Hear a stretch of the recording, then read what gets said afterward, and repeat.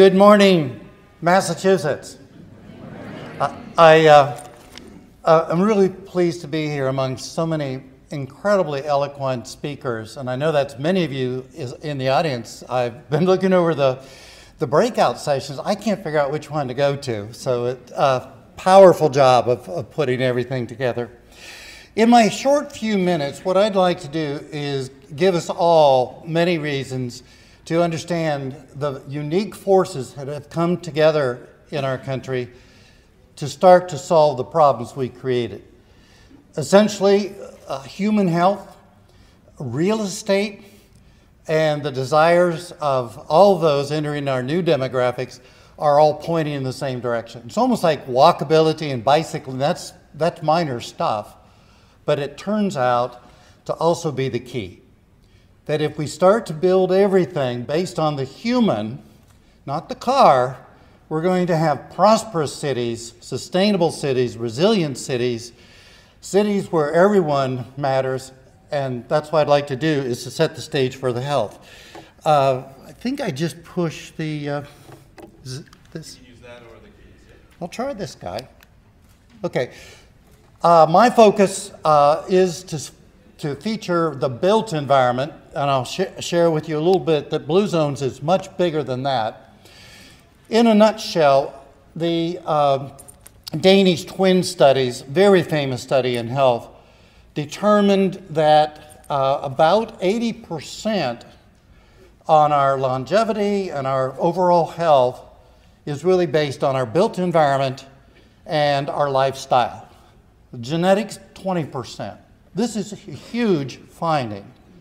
So with the built environment, I think the important thing is what Dan Buettner, the founder of Blue Zones, a National Geographic Fellow, I'll give a little more introduction to Dan, what he found in studying all the places where people live longer, healthier, happier lives, where they actually just forget to die, he essentially found out there were these commonalities. I'm going to share a few of those with you, but I'm going to try to focus just on the built environment. One of those communities is Okinawa, and among the things that they share, and this became pretty common among all five, is that it really is a matter of good lifestyle and having the right built environment that allows us to not pack the hospitals all the time and to be able to provide for really healthy lifestyles. The other one of the five I'll feature is Loma Linda, California, the Seventh-day Adventists. Take their message directly from the Bible, and because they do and they practice what their teachings are, the men are way outliving what the average male will, and the same with the women. So this is basically the proof that it works. What Dan Buettner imagined was bringing those concepts, those principles to America, and then seeing if we could create such a place. And I'll close my presentation with the first one we were able to intervene. But I want to introduce a couple concepts, and this will carry over throughout my presentation today. Our life radius, where we do about 90% of all the things in a given week, is a huge factor in how long and how well we live. And that gets us down to not just the community level, but the neighborhood scale, and we'll talk about that. But it's where we find our food, our friends, our worship centers, everything. That's your life radius.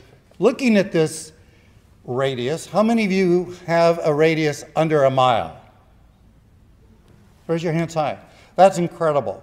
My goal is to build the kinds of communities where most people can live inside of that radius. A little bit about Dan Buettner. He is the he is the author of the second most read article in the history of National Geographic. People want to know these secrets. He and I share a commonality. We both rode bicycles from Alaska to Argentina. And not too many people have that commonality, so we call ourselves brothers. And brothers of another mother. But I think the important thing is that this created a bond for us, but it's one that we can now share. So now let's go to some of the communities that have been out in front. Madison, Wisconsin. This is a very easy photograph to take. Active transportation, whether it's transit, walking, biking, whatever, the point is that needs to become the natural choice. And so I know that many of the presentations today are going to focus on how do we pull that one off. It is based around walking. If we have the wrong life radius, it's because the car gave us too much freedom, too much mobility. We could separate people by class. We did. We could separate them by function so that they had to be in a car in order to go down and buy the loaf of bread with their 2,000-pound machine, right? So this is the first community we applied Blue Zones concepts, taking all the principles. It's Albert Lea, Minnesota. We began this program in 2009. And we were able to, in the end, achieve a 50% reduction in healthcare costs for those we could easily track. We also boosted work productivity 20%. The important thing is we now are doing that in cities in different parts of the country. Hawaii, Iowa are our two biggest areas. Fort Worth, Texas is the biggest city. But the point is we're applying these principles and they continue to work.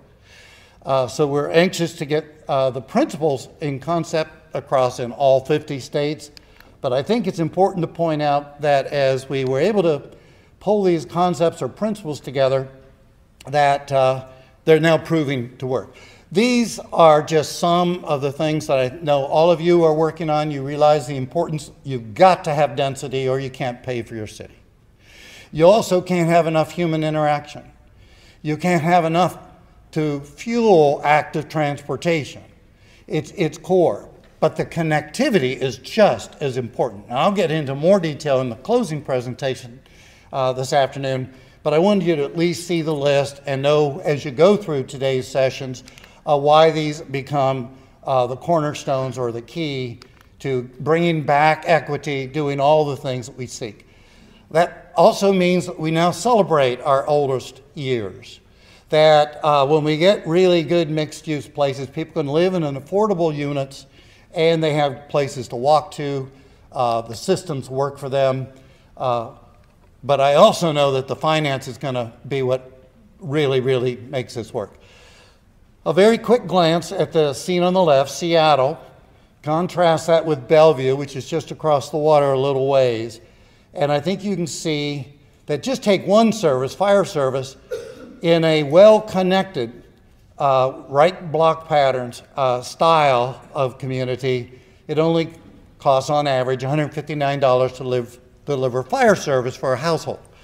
But if we go to broken, disconnected street systems, that same service costs $740, taxes have to go up. And so we can't build or maintain the parks. I think that's even more striking when you look at the contrast between Portland, Oregon, a smart growth city. In 1980 to 1990, that period, they did drop property taxes 29%. Air pollution plummeted 86%. Neighborhood quality went up 19%. In Atlanta, the sprawl style pattern, same exact number of years, they had to raise taxes 22%. Air pollution worsened and neighborhood quality dropped.